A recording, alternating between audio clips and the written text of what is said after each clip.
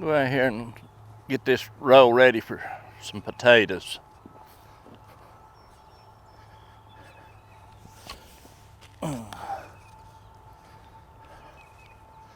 Potatoes.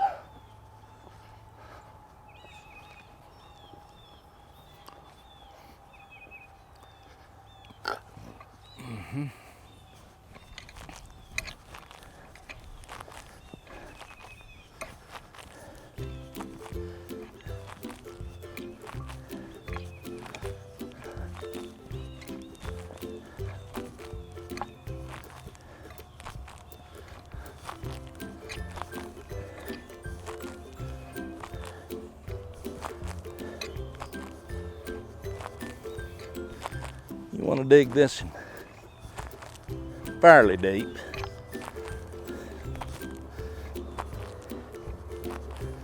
If you don't dig this deep in this dirt, what happens is you'll wind up having to hill your potatoes. Get them down there pretty deep now. You don't have to worry about it too much.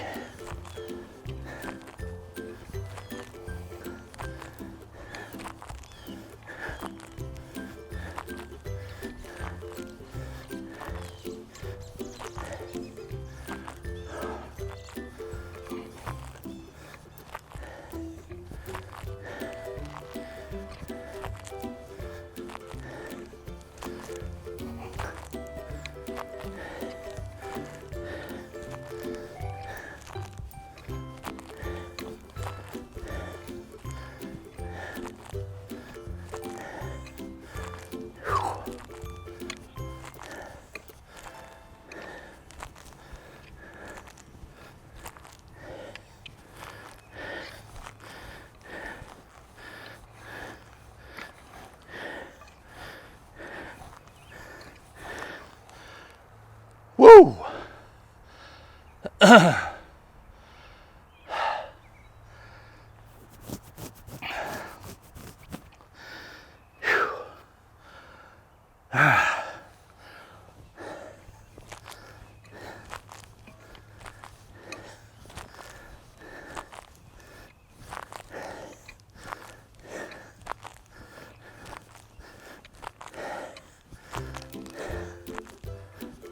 Whew, this'll pull you.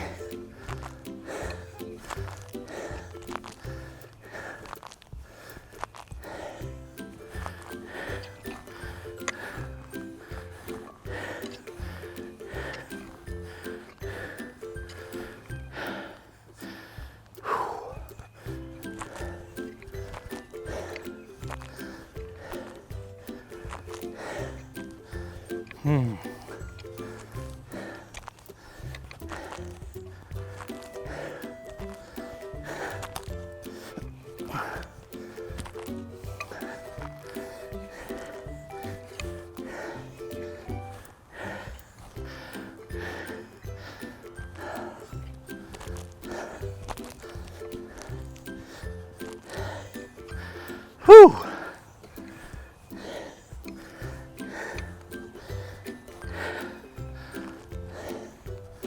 I've got a tater plow. Need to look it up.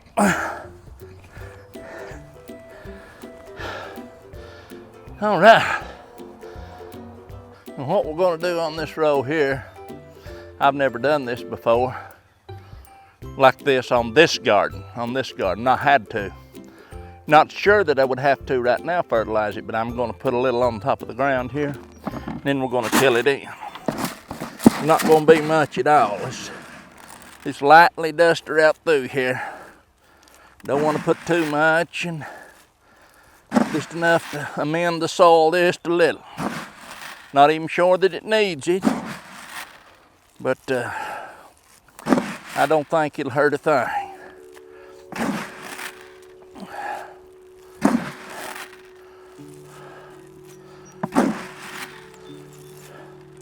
A lot of people, they'll plant their potatoes when they're planting their potatoes, and then in between the hills, they'll throw a little fertilize. I'm just gonna lightly dress this out through here with a little, and then I'm gonna run that little tiller through here and till it in.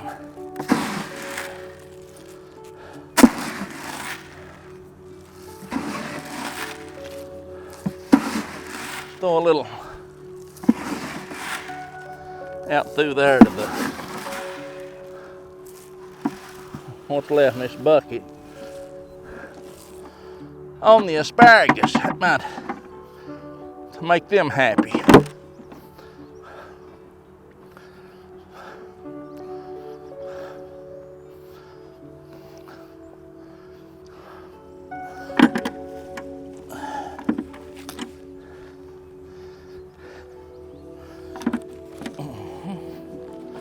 We'll till that in now. Just a little bit. We'll run out through there, out and back, and that ought to do it. Here, let's get that done.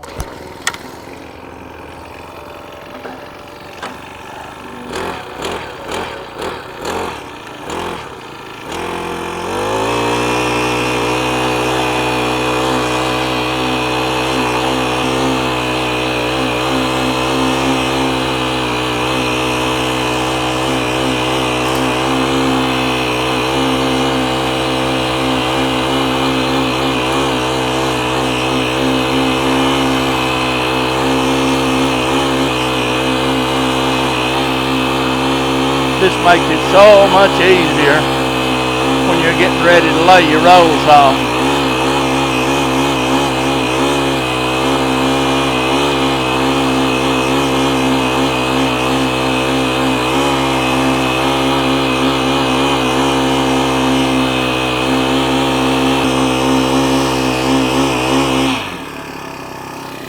This is what I think's pretty slick about this tiller. Any pieces of wood like that, it'll pop them right out of the ground. That's what we're after.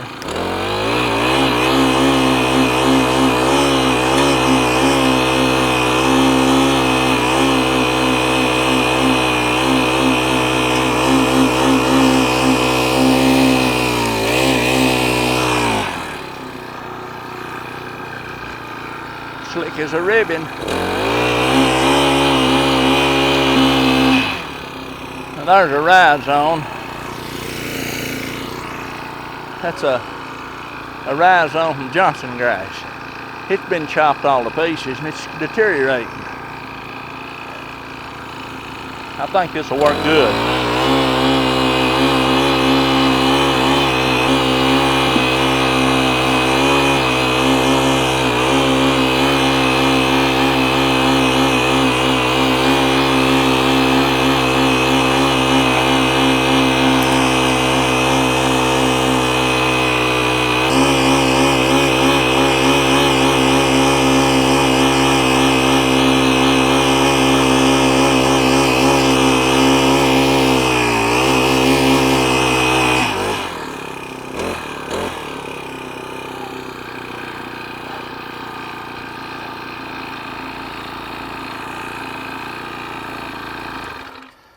Slick as a ribbon.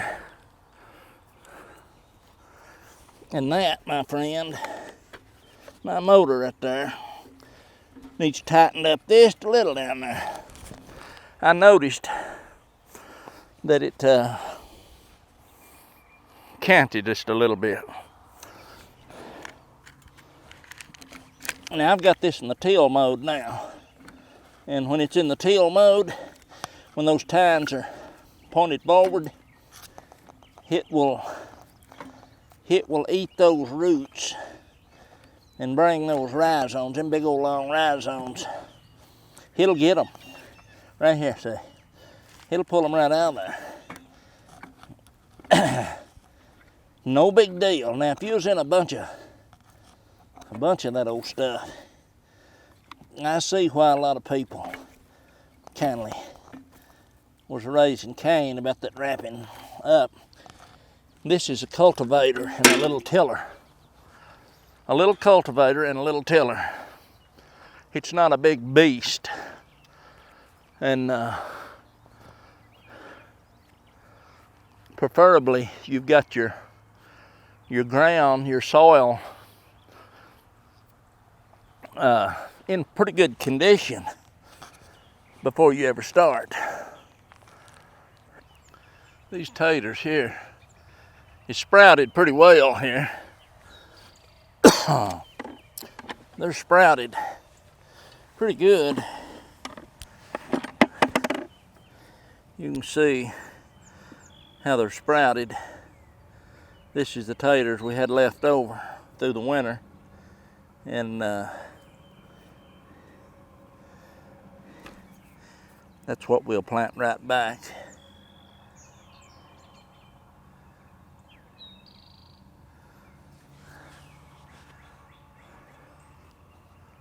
Let's get these in the ground, and we'll have them covered up.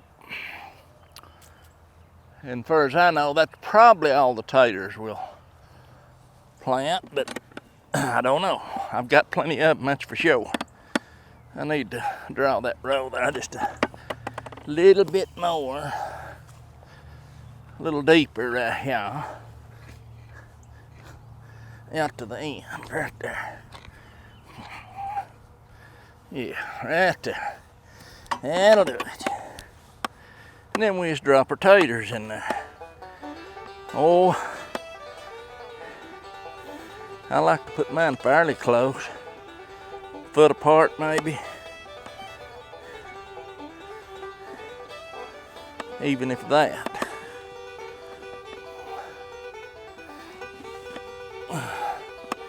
Wherever they fall is where they're going to lay.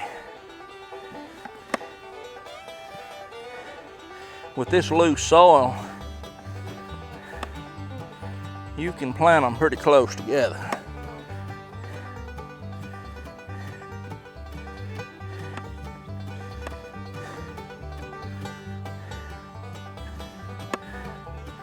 Because they can move, they can push this soil around.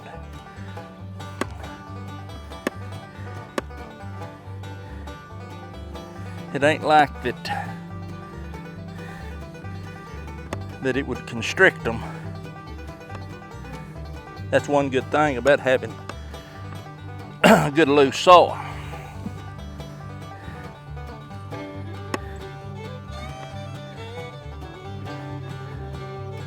If you run across a little tater that you think's too little, just throw two right there together. I was worried about, I wasn't worried, but I was thinking that one bucket might not be enough to do 2 rows. But these potatoes is fairly small. Make good seed taters, I think.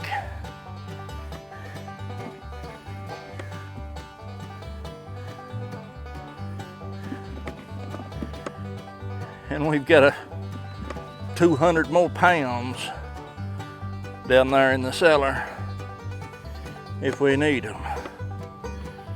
I've got to find someone that needs seed potatoes around here, local. I hate to have them to go to waste. I may have to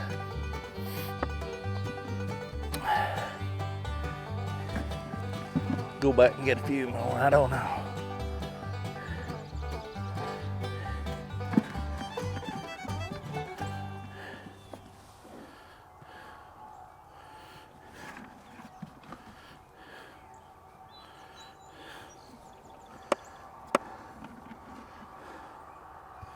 Just according to how big these potatoes are on the bottom of the bucket.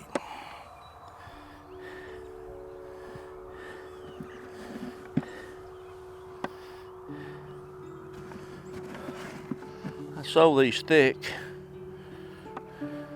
in this dirt here. If this was just a regular garden out, it'd be spaced a little bit further apart. Maybe twice as far. Yeah, I think I'm gonna have to go get some more. But that'll be all right too.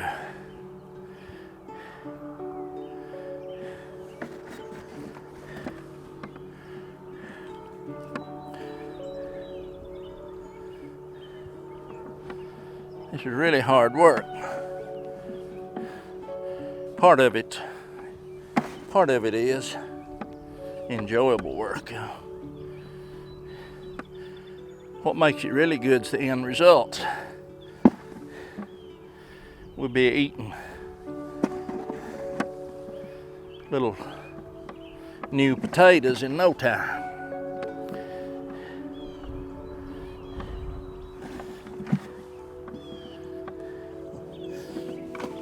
I'm gonna move that one because I'm pushing her close here. And I don't want to go back to the cellar unless I have to. I think I've timed it just about right here.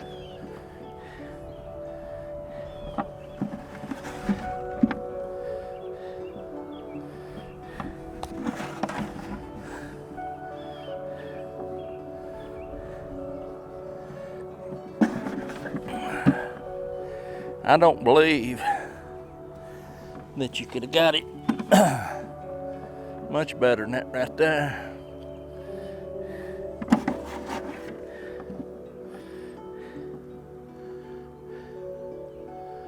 I think that'll do it. Two little bitty fellers. We'll throw them together. I call that just about right. That's what I think.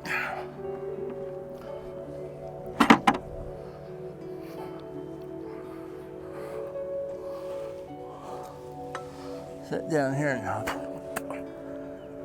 rest just a minute. And we'll get ready to cover that up.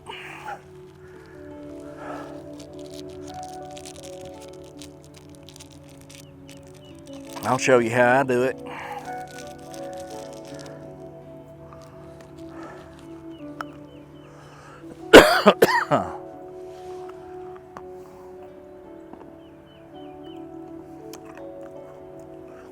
Now there's a lot of people right now.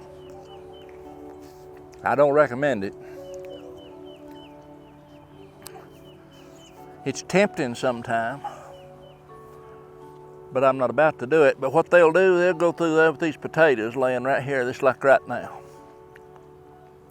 And there's a few different pesticides that you can use on these potatoes. Not recommended for them, but a lot of people do. They'll go through there and take them a little sprayer and mix up some of that, and as fast as they can walk through there, just a little mist on those potatoes right now before they're covered up, and you will not have to fight bugs, potato beetles, or nothing like that on these potatoes for the duration of their growing season. But for the best of me, I can't see those potatoes right before I get ready to harvest them for that pesticide to just cut off and not be in that potato. It comes up through the root, goes into the plant, out into the leaves of that potato. And if it does that, it also goes into the potato.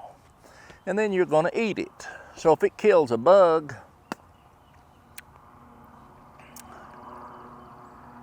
I ain't eating it if I can keep from it, not knowingly. So we'll deal with the bugs when they get here. And believe me, the minute these potatoes come through the ground, the tater bugs, Colorado potato beetles, will be there. They will be there. I'm trying to get mine to go back to Colorado. They don't seem to cooperate too well though. But you've got to do something. You have to spray something on them to kill them. You can go through there if you want to and pick them off and pick them off and pick them off, but you'll miss some of the eggs and the little old nymphs, and that. I'm telling you, they will eat your potatoes up. I'm talking about the tops of them. They'll eat them to the stalk if you don't control them. I dealt with them last year and they were a pain. Hopefully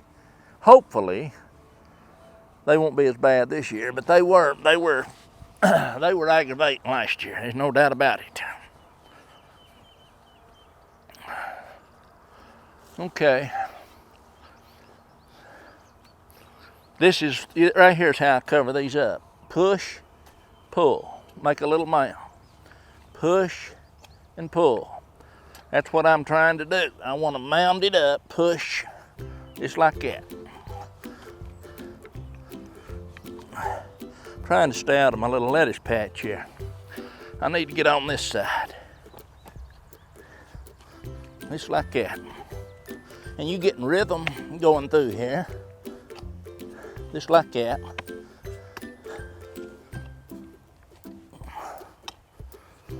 It's not that difficult. And that's one reason that I wanted to run that tiller through here other than to incorporate the fertilizer. Whew! That's it. Now,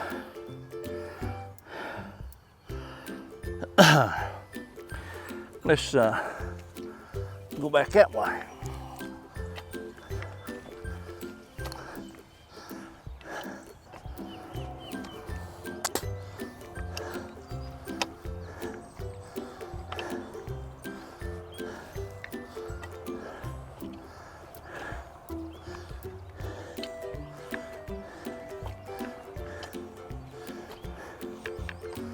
Push and pull.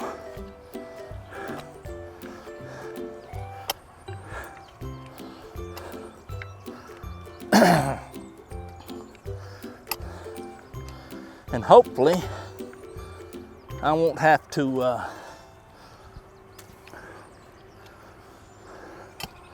do no hilling at all with these, because when they grow, basically they just they just lift the dirt with it.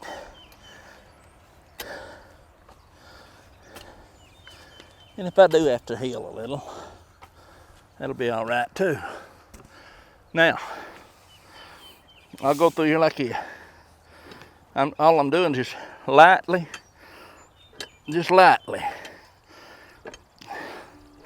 knocking that crown off. Unnecessary.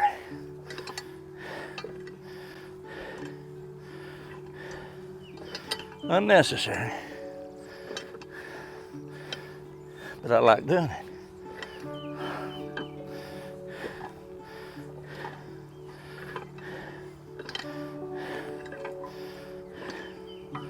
This is the way I do it. Some other people do it different. And that's the way it ought to be. Now, I'll turn around and I'll do the same here. I'm not taking much off, just the little high spots. Making it a little uniform, so. Not raking any dirt away, just knocking a little high spots off.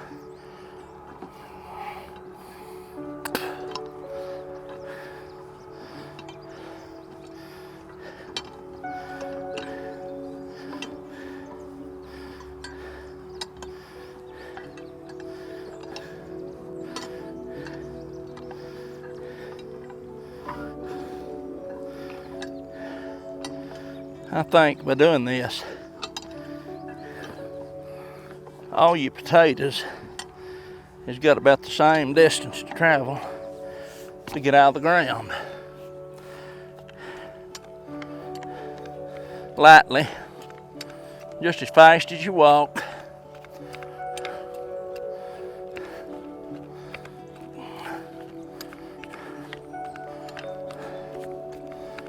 We're gonna tamp it in just lightly. Not hard, never hard.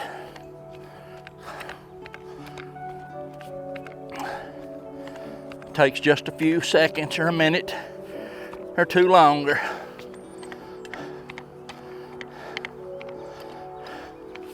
To do this.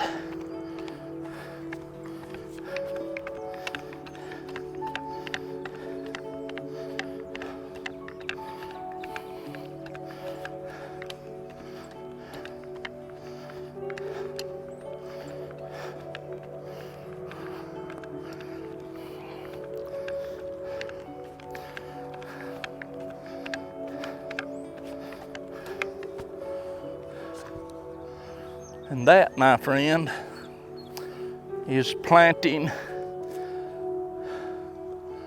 your potatoes for next winter and summer. Now that's 2 rows, and most of the time, if they do good,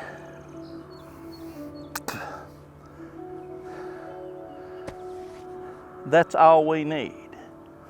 Now I had 2 rows here. I think it's 2 rows last year. And then in the back, we had a few more rows. I would assume if you strung them out here and had them all together, it would have probably been equivalent to about 3 rows. Around 3 rows. Maybe a little more, but I doubt it. And we had potatoes all winter, while we needed to eat. And we've got, Lord have mercy, a lot of potatoes that we can still eat. They're a little wilty now, but you can still eat them. I'll tell you something else about them potatoes. When you've got big potatoes in your cellar, and then it gets later on, like up in toward the spring, they start sprouting.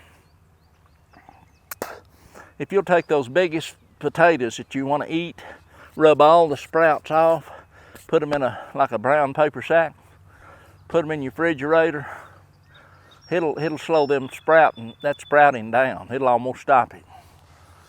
But anyway, right now, that's what we want them to be doing, sprouting, don't we? So they're by planting them like that sprouted, they're on their way, man. They're on their way. So there's 2 rows of potatoes, and I might put in another 1 or 2. I don't know. I ain't made my mind up yet. If I do, they'll be joining this. But I think right in here between those figs and that sprinkler out there, I think's where I'll set my bean trellis back up at. Because it's pretty nice to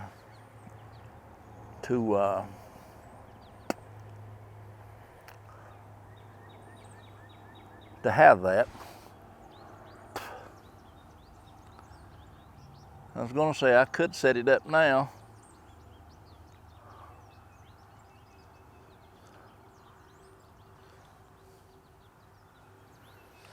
There's no need in it.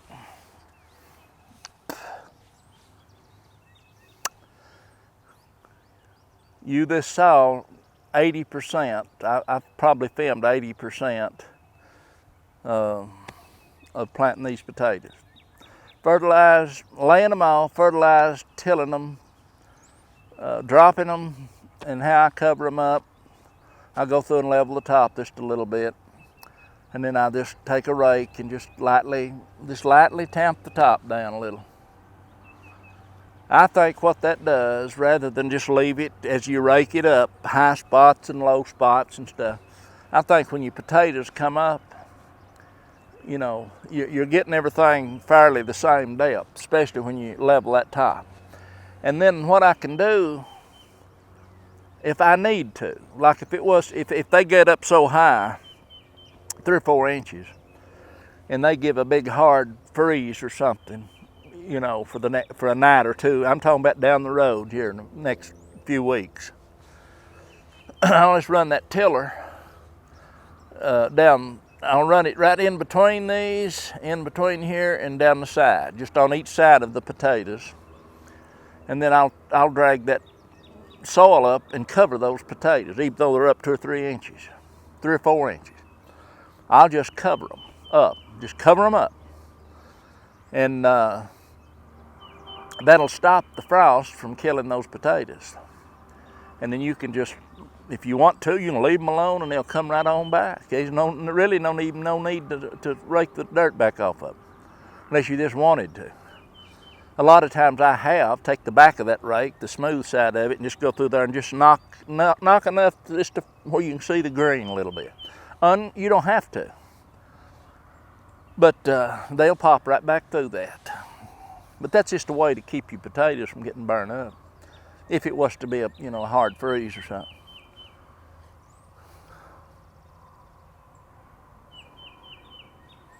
Okay, that's good enough today. I'll try to set that bean trellis up in the next one. Show you how I set it up. No big deal. Alrighty. Talk at you later.